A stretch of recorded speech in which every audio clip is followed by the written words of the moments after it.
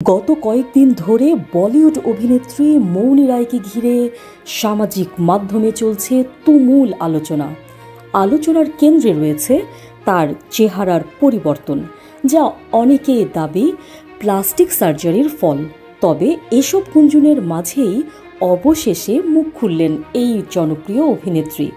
শনিবার 12 এপ্রিল সন্ধ্যায় মুম্বাইয়ে একটি অনুষ্ঠানে হাজির হন মৌনি।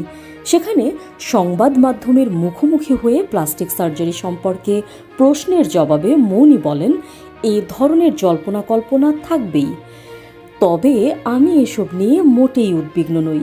তিনি আরও বলেন, আমি এসব নিয়ে ভেবে দেখারও প্রয়োজন মনে করি না।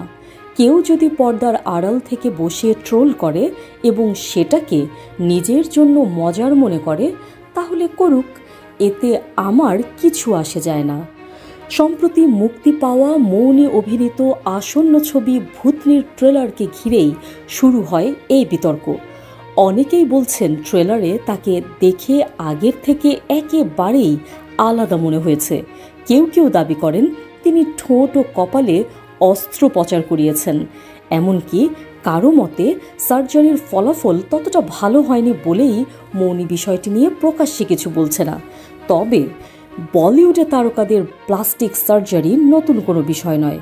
তবে মৌনির ক্ষেত্রে এ পরিবর্তন ভক্তদের মনে নানা প্রশ্নের জন্ম দিয়েছে। সব মিলিয়ে ট্রেলার প্রকাশের পর মৌনি রায়ের চেহারার এই পরিবর্তন এখন বি টাউনের সবচেয়ে আলোচিত একটি বিষয় হয়ে দাঁড়িয়েছে। নিউজ ডেস্ক, সংযুক্ত।